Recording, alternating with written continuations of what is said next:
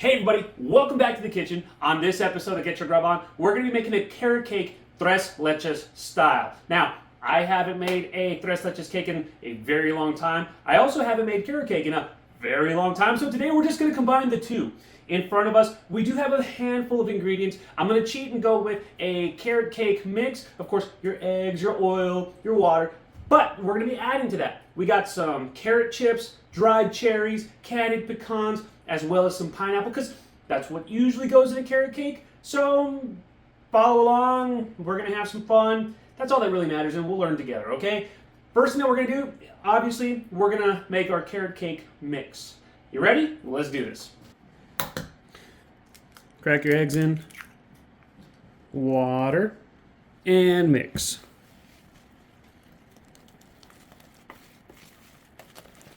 Then we're gonna add our dried cherries. We're going to add about a cup of crushed pineapple to get dried carrot chips. Crush them up just a little bit and add them as well. And last but not least, we're going to get some candied pecans, add that in, and continue to stir that up.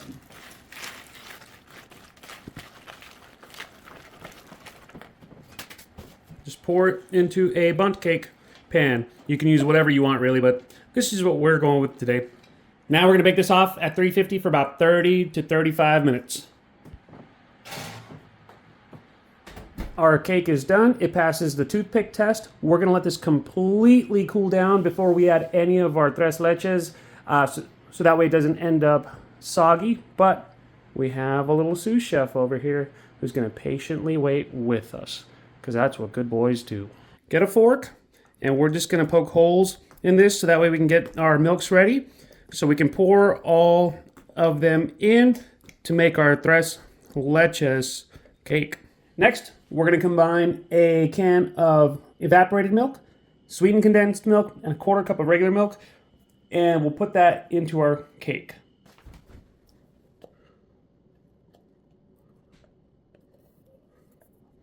We're going to pour our evaporated milk in there as well, and again, quarter cup of regular milk. You can stir this or whisk it. Either way, as long as it's all combined, that's all that really matters.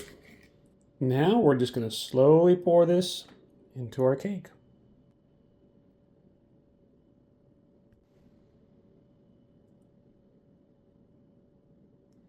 We're going to let this sit in the refrigerator overnight, so that way this can get soaked up into our cake. So now we're just going to get a spatula and go all around to see if we can get this out of our pan so we can have a cake.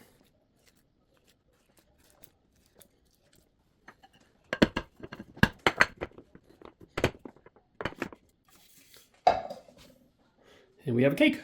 In our mixing bowl to make our whipped cream cheese icing, we've got 1 pint of heavy whipping cream, quarter cup of powdered sugar, and a teaspoon of vanilla. We're going to whip this up and keep adding to it.